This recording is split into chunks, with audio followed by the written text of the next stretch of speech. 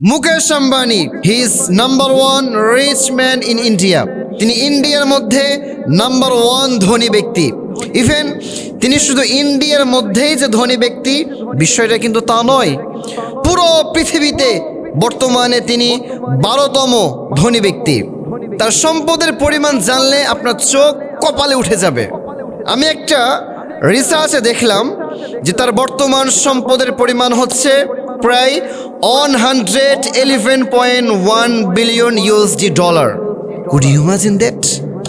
আপনি কল্পনা করতে পারেন কত সম্পদ তার? তা আমি তার এই কথাটা বললাম, তার একটা কারণ আছে। কি কারণ? দেখেন, আল্লাহ তাআলা পৃথিবীতে এক একজনকে এক এক রকমভাবে পরীক্ষা করে থাকেন। আল্লাহ তাআলা কাউকে টাকা দিয়ে পরীক্ষা করেন, আবার আল্লাহ তাআলা কারো কাছ থেকে টাকা নিয়ে পরীক্ষা করেন। আল্লাহ তাআলা কাউকে দিয়ে পরীক্ষা করেন, আবার আল্লাহ তাআলা কাউকে না দিয়ে পরীক্ষা করেন। আল্লাহ তাআলা সূরাতু আল মুলকের 2 নম্বর আয়াত, কয় নম্বর আয়াত?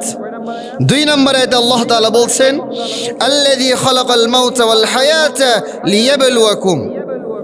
আল্লাহ তাআলা হায়াত এবং মৌত সৃষ্টি করেছেন। আল্লাহ তাআলা মানুষের জীবন এবং মরণ তৈরি করেছেন জাস্ট একটা কারণ। কয়টা কারণ? একটা কারণ, লিয়াবলুয়াকুম আইয়ুকুম আহসানু আমালা। আল্লাহ তাআলা আমাদেরকে জাস্টিফাই করবেন, আমাদেরকে পরীক্ষা করবেন, দেখবেন যে আমরা আমাদের জীবনে কে কতটুকু ভালো কাজ করতে পারি। আল্লাহ তাআলা দেখবে না পৃথিবীতে কার সম্পদ কত বেশি ছিল। আল্লাহ তাআলা দেখবে না আমি আল্লাহ তাআলা পৃথিবীতে কাকে ফর্সা করে পাঠিয়েছি, কাকে কালো করে পাঠিয়েছি, কাকে আমি আল্লাহ তাআলা খাটো বানিয়ে পাঠিয়েছি, কাকে আমি আল্লাহ তাআলা লম্বা বানিয়ে পাঠিয়েছি। আল্লাহ তাআলা কিন্তু এটা দেখবে না। আল্লাহ তাআলা দেখবে মানুষের আমল।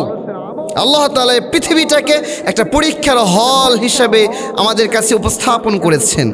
আমরা এই ছোট্ট জীবনে কে কতটুকু ভালো কাজ করব, এটা আল্লাহ তাআলা আমাদের কাছ থেকে দেখবেন।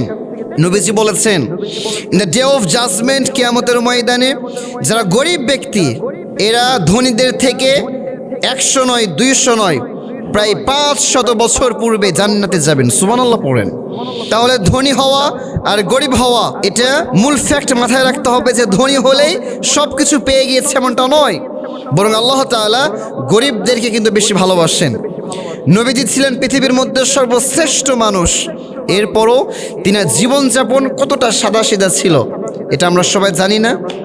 নবীজিকে বলা হয়েছিল, ইয়া রাসূলুল্লাহ, হে আল্লাহর রাসূল, বলেন আল্লাহ তাআলা আপনার কাছে আমাকে পাঠিয়েছে, আমি জিবরিল, আপনি বলেন আপনার একটা আদেশে বিশাল এই উহুদ পাহাড় স্বর্ণের টুকরা হয়ে যাবে। বলেন, সাথে সাথেই পুরা মক্কাটা স্বর্ণের জমিন হয়ে যাবে। জাস্ট একবার বলেন। নবীজি কি বলেছেন? জিবরিল, আমার এত সম্পদের দরকার নেই, আমি যে সাদাসিধে জীবনযাপন করছি, ইটস এনাফ ফর মি, এটাই আমার জন্য যথেষ্ট, আমার অত বেশি টাকার দরকার নাই। আল্লাহ তাআলা আমাদের সবাইকে এই ছোট্ট জীবনটাকে কাজে লাগিয়ে আখিরাতকে সাজানো তৌফিক দান করুন। সবাই পড়ছি আমিন।